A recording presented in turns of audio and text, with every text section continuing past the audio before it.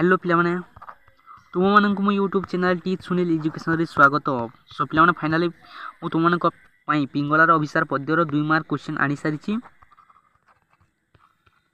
तो आज वीडियो मु सही 2 मार्क क्वेश्चन को आलोचना करी जोटा कि पूरा 100% तुम बोर्ड एग्जाम रे 100% तुम इंटरनल बोर्ड एग्जाम रे आसीबो। जदि तुम एही वीडियो टी मिस करबो तो बिल्कुल भी 20 रे 20 रखि पारिबो नै। जदि ए वीडियो को पूरा संपूर्ण लास्ट जाय देखिबो तो पूरा 100% ग्यारंटी दे कहूँ ये ही प्रश्नटी आसो। जदि ये आसो ना मो चैनल को अनसब्सक्राइब कर तो से प्रश्न गुड़ी को आलोचना करवा।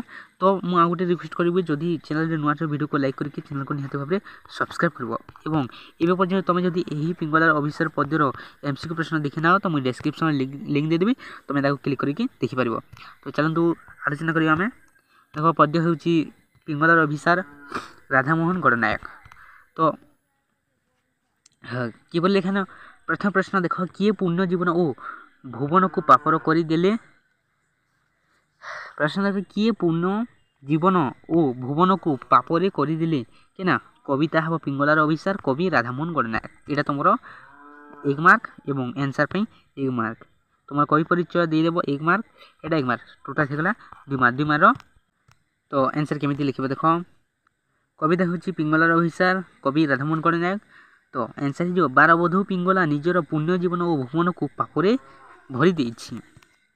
परंतु प्रश्न देख रिक्त ए मोर सुक्ति गर्भे फुली से मुक्ता फल ये कथा के उद्देश्य कही कविता पिंगलार अभिसार कवि राधामोहन गणनायक। यही कथा पिंगला स्वतः प्रकाश करिछि कारण तार हृदय कामनार बन्ही ओहरी जाइछि प्राण रे परमेश्वर को उपलब्धि करिछि तार शरीर रूपी शक्ति गर्भरे मुक्ताफल फलिबार अनुभव करिछि एवं कौन कर संपूर्ण भाव कामना रूपक पापरू मुक्त होगा कथा पिंगला लक्ष्य कहुई यहाँ।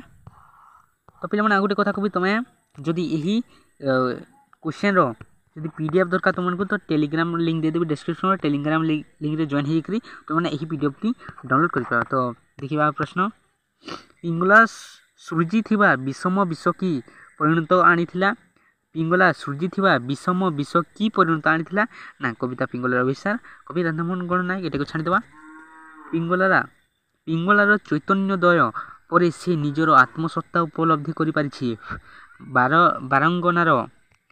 बारंगनार जीवन बिताई थिबारु से अनुतत्व होइछि अमृत पाई होई मध्य से पुण्य भली सृष्टि रे विषम विष सृष्टि करी से ताहार तापरे जगत को जालिबा सहित निजे जली थिबार प्रकाश करिछि पुण्य जीवन और पुण्य वन को पापरे भरी देई थिबा कथा कहिछि। बुझला एटा हला आंसर। तुम एटा को नोट कर चलो स्क्रीनशॉट मार दियो। चैनल प्रश्न देख चंद्र तपन गगन और भुवन क्यों घटनार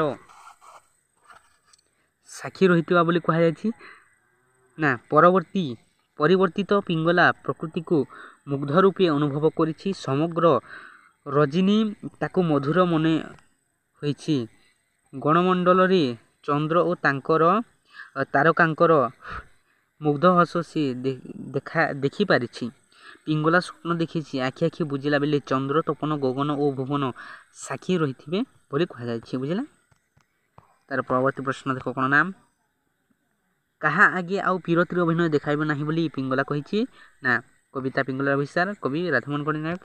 एटा को बिल्कुल भूलियो ना कौन सी रसिक नागरंक आगे पीरतिर अभिनय देखाइब नाही बोली पिंगला भावी तार चैतन्योदय पर से यह कही। बुझला तबे 6 प्रश्न देख पिंगला कहीं निजक सुर्पिणी बोली कही पिंगला अमृतर अधिकरणी बोली अनुभव करछि से तार कार्यकलाप को घृण्य बोली विचार करी पति तार कार्य करिथिबारु सुर्पिणी बोली निजको कहिछि। बुझिहला परवर्ती प्रश्न देख 7 प्रश्न पिंगलार चेतना जागृत हेबारु से आ कोन लोडा नाही बोली कहिछि परम पुरुष को उपलब्धि करिबा परे पिंगलार चेतना जागृत होइछि या परे तार धन संपद मणि कांचन विलासकुंज ओ चारुचित्रशाला लोडा नहीं बोली से कही। तार परवर्ती प्रश्न देख ନା ସନ୍ନ୍ୟାସିନୀ ପିଙ୍ଗଳାର ଜୀବନ ଧାରଣ କିପରି ହେବ ବୋଲି କବି ବର୍ଣ୍ଣନା କରିଛନ୍ତି। କବିତା ପିଙ୍ଗଳାର ଅଭିସାର, କବି ରାଧାମୋହନ ଗଡ଼ନାୟକ। ପିଙ୍ଗଳାର ଚୈତନ୍ୟୋଦୟର ପରେ ସେ ବିଭୁ ସାନ୍ନିଧ୍ୟର ବାସନାରେ ବ୍ୟାକୁଳ ହୋଇ ଉଠିଛି। ତେଣୁ ମୁକ୍ତଚାରିଣୀ ତଟିନୀ ପରି ତାହାର ଜୀବନ ଧାରଣା ହେବ ବୋଲି କବି ବର୍ଣ୍ଣନା କରିଛନ୍ତି। ଏଟାକୁ ତମେ ସମସ୍ତେ ନୋଟ୍ କରିନିଅ। ତାପରେ 9 ନମ୍ବର ପ୍ରଶ୍ନ ଦେଖ, ମଧୁର ମୁରଲୀର ସ୍ୱରରେ କିଏ କାହାକୁ ଡାକୁଥିଲା? ନା ପିଙ୍ଗଳାର ଚୈତନ୍ୟୋଦୟର ପରେ ସେ ଜୀବନର ସେହି ପ୍ରିୟତମ ପରମ ପୁରୁଷଙ୍କୁ ଉପଲବ୍ଧି କରିଛି। ସେହି ପ୍ରିୟତମ ମଧୁର ମୁରଲୀର ସ୍ୱରରେ ପିଙ୍ଗଳାକୁ ଡାକୁଥିଲେ। ତମେ ଏହାକୁ ନିଜ ଭାଷାରେ ତମେ ଏହାକୁ ବୁଝିକି ନିଜ ଭାଷାରେ ଲେଖିପାରିବ।